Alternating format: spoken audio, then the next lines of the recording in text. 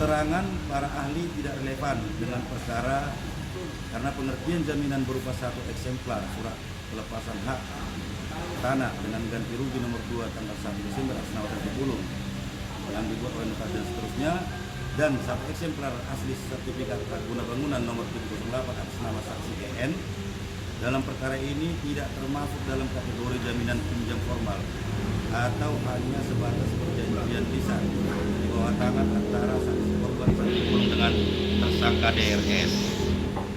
Jadi kalau pendapat ahli sesuai informasi yang kami peroleh dari penyidik, bahwa ahli yang diperiksa oleh penyidik seperti Bapak Profesor Dr. Edi Warman, ini saksi ahli pidana, bahkan menurut pendapat ahli ini secara yuridis perbuatan DRS merupakan tindak pidana yang berhukum. Itu yang kami dapat dari keterangannya Pak Edi Warman. Dan menurut Profesor Rosmila sendiri, ahli hukum perdata, pada pokoknya salah satu sampaikan bahwa barang jaminan hanya bersifat sementara. Jika hutang telah lunas dibayar, maka harus dikembalikan kepada pemiliknya. Sehingga secara yuridis barang jaminan itu tidak dibenarkan untuk dialihkan kepada siapapun, kecuali ada diperjanjikan sebelumnya dengan pemilik barang atau pihak yang berhutang memberitahukan kepada pemilik jaminan, di mana ia akan mengalihkan jaminan itu kepada pihak ketiga dan pemiliknya memberikan izin dan menyetujui hal tersebut. Jadi terkait pengalihan surat tanah atas nama Santi Bulung dan atas nama saksi EN, orang tua Santi Bulung, orang tua Santi Bulung tidak ada memberikan izin kepada DRS, dan Santi Bulung juga tidak ada memberikan izin kepada DRS untuk menjadikan surat tanah ini kepada saksi itu. Jadi perlu kami sampaikan apa kronologis perkara ini sebenarnya. Pada tahun 2014, Santi Bulung ini ada meminjam uang dari tersangka DRS dulu sebesar 320 juta rupiah. Waktu itu diterima Santi Bulung ini 2 tahap ya, sekaligus. Pertama 290 dan besoknya 330 juta. Jadi sekaligus itu 30 juta. Jaminannya di situ terakhir dikasih si Santi Bulung kepada tersangka DRS, yaitu satu surat pelepasan hak tanah tadi yang nomor 2 tanggal 1 Desember 2011 atas nama Santi Bulung, yang satu lagi surat sertifikat hak guna bangunan atas nama Ibu Santi Bulung. Memang sebelumnya jaminan atas hutang ini tidak langsung ini surat tanah, sebelumnya itu Innova tadi atas kesepakatan untuk menjadi Avanza, dan juga atas persetujuan si tersangka DRS ini ya diganti si Santi menjadi 2 eksemplar. Mengenai hutang itu, berdasarkan keterangan dari Santi Bulung, sudah ada pembayaran diterima oleh yang tersangka DRS yang dari 30 juta itu, sudah ada pembayaran yang dilakukan oleh si saksi si Santi Bulung menurut dia. Namun memang tidak bisa dilunasi karena ada kendala keuangan. Jadi memang belum lunas. Jadi karena si Santi Bulung ini pada waktu itu belum mampu melunasikan tersangka DRS, kemudian Santi Bulung dilaporkan oleh tersangka DRS ke Polres Medan, bagaimana perkara nomor 312, ya kan? Dan atas laporan itu si Santi Bulung dijatuhi pidana 1 tahun sebulan. Jadi kejaksaannya waktu itu Kejaksaan Negeri Medan, bukan kita waktu itu penasihat hukumnya.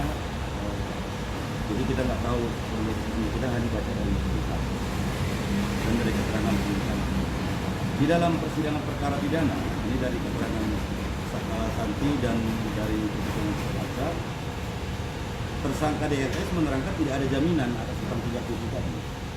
Tidak ada jaminan.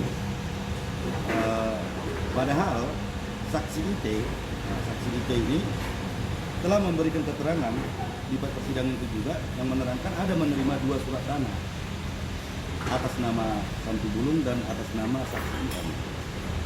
Yang dijadikan oleh tersangka DRS sebagai jaminan atas hutangnya DRS kepada saksi IT. Jadi di persidangan memang disebutkan bahwa saksi DRS ini ada minjam uang dari saksi IT 290 juta. Dikasihlah surat tanah dari yang dikasih jaminan ke DRS pribadi dia datang ke kantor kita dari Lembaga Bantuan Hukum, Organisasi Bantuan Hukum Indonesia 56 namanya, yang salah satu pemberi bantuan hukum yang ditunjuk Kementerian Hukum dan HAM untuk memberikan bantuan hukum gratis kepada orang miskin program pemerintah. Jadi dia datang ke kita untuk mendapatkan bantuan hukum karena dia merasa tidak mampu dan dia miskin, karena memang dia udah nggak bisa kerja lagi soalnya sudah pidana. Kita memberikan bantuan hukum kepada satu dulu. Dia mengatakan bahwa surat tanahnya ada sama si DRS, saya kasih dia. Kemudian kita sebagai kuasa hukumnya Santi Bulung melakukan somasi terhadap tersangka DRS dan terhadap saksi itu. Kita somasi pertama, somasi itu meminta supaya kedua surat itu dikembalikan. Namun tidak ditanggapi somasi pertama kita. Kemudian tanggal 4 Oktober, tadi somasi pertamanya 12 September 2019. Kemudian tanggal 4 Oktober 2019 kita kembali melayangkan somasi kedua kepada tersangka DRS dan juga kepada saksi IT dengan tujuan yang sama, supaya meminta kembali saksi. Namun somasi kedua juga tidak ditanggapi. Karena itu kemudian Santi Bulung membuat laporan polisi nomor LP 1606 garis miring 10 Romawi 2019 garis miring Sumut garis miring SPK 3 Romawi tanggal 23 Oktober 2019. Jadi laporan ini sejak 2019 sudah hampir 4 tahun ya, hampir 4 tahun. Mengenai dugaan tindak pidana yang dilakukan oleh tersangka DRS terhadap 2 eksemplar surat tanah milik Santi Bulung dan milik saksi EN tadi. Bahwa atas perkara itu kemudian penyidik telah memeriksa 7 orang saksi. Tadi yang disampaikan 7 orang saksi, yaitu saksi EN, saksi IT, saksi MAS, saksi NSH, saksi NT, saksi NS, dan saksi DSA selain dia saksi korban. Ya, ada 7 saksi lain dan juga sudah memeriksa si DRS sebagai tersangka. Dan penyidik juga ada meminta pendapat ahli tadi yang sudah saya sampaikan tadi dari Prof. Edi Warman, ya, ahli hukum pidana, dan Prof. Rosmidar sendiri, ahli hukum perdata. Jadi dua-dua ahli berbeda. Dan penyidik juga sudah menyita beberapa dokumen, termasuk 1 eksemplar surat tanah yang tadi nggak diakui si DRS ini. Nah, dari saksi IT, bukan dari saksi DRS tapi dari saksi IT. Bahwa saksi IT membenarkan surat tanah atas nama Santi Bulung dan atas nama saksi EN tadi ada padanya atas jaminan utang tersangka DRS sebesar 290 juta rupiah yang diterimanya, maksudnya diterimanya tersangka DRS pada November 2014 tanpa seizin Santi Bulung dan saksi EN. Jadi dia pun tidak kenal, saksi IT tidak kenal dengan Santi Bulung sebelum persidangan. Jadi sebelum persidangan dia kenal. Dulu waktu persidangan yang dicari-cari keluarganya, dia udah ditahan, cari-carilah saksi IT ini. Dan dia bersedia di persidangan. Namun itulah, mungkin karena ya, tersangka DRS ini memberikan keterangan yang tidak benar terhadap majelis hakim, terhadap kejaksaan, penyidik pada saat itu, sehingga dia dinyatakan bersalah. Seandainya dijelaskan memang ada surat tanah ini, ya kita kan tahu berarti tidak ada unsur penipuan atau penggelapan karena memang ada jaminan. Bahwa utang tersangka DRS sebesar 290 juta kepada saksi IT tersebut sesuai dengan surat pernyataan tadi yang saya bacakan tadi, itu 2 kali dibayar oleh saksi IT yaitu 200 juta dan 90 juta, jadi nggak sekaligus juga. Bahwa kemudian mengenai petunjuk ya, mengenai apa pendapat ahli tadi sudah katakan itu bagian C, kita kembali ke SP2AB ke C. Ini disebutkan penyidik hasil pemeriksaan laboratoris kriminalistik dengan membandingkan dokumen bukti berupa 1 eksemplar surat pernyataan dan menyatakan bahwa Santi Bulung benar ada meminjam uang sebesar 30 juta rupiah dari saksi IT dengan jaminan dengan jaminan SHM dan jasa 10% setiap tanggal 21 tertanggal 24 Oktober 2014 dan 1 lembar surat pernyataan menerima titipan uang Santibulung Simajuntak sebesar 320 juta rupiah dari DRS yang akan dikembalikan pada bulan Juli 2015 bersama jasa dan anaknya dengan dokumen pembanding tidak relevan karena dokumen bukti dan dokumen pembanding tidak sesuai dengan apa yang diminta oleh jaksa peneliti dalam petunjuk terdahulu. Begini, mengenai jadi ini surat yang dibilang surat pernyataan itu ini.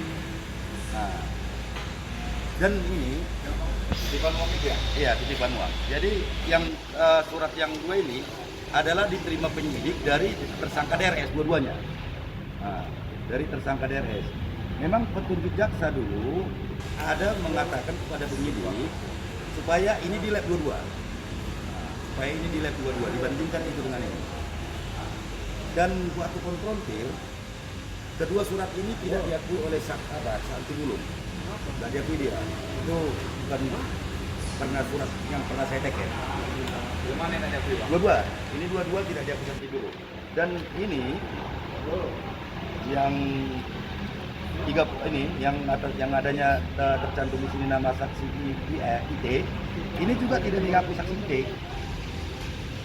Artinya ini dari satu orang yang sama dan tidak diakui oleh saksi IT dan juga jadi kan orang yang menerima ya. Iya, jadi ini diterima oleh penyidik dari saksi dari tersangka DRS. Artinya kita nggak tahu siapa yang buat ini. Jadi bisa aja ini satu orang yang buat. Jadi kalau dilihat ini bisa aja itu. Jadi karena ini tidak diakui saksi Santibulung dan tidak diakui oleh saksi IT, maka menurut Perkap kan nggak boleh di lab.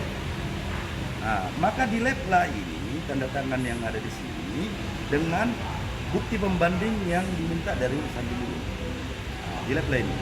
Nah, setelah di lab ini kedua surat ini dengan bukti pembanding yang dikasih Santibulung itu kan ada itu paling lama 5 tahun kan ada itu aturannya dari Perkap. Ternyata tanda tangan yang ada di kedua surat ini tidak identik dengan tanda tangan yang dokumen pembanding yang diberikan oleh Santibulung. Nah, jadi rangkaian keterangan-keterangan yang dari alat bukti ini kami beri keyakinan itu nyambung, makanya polisi melimpahkan ini ke kejaksaan.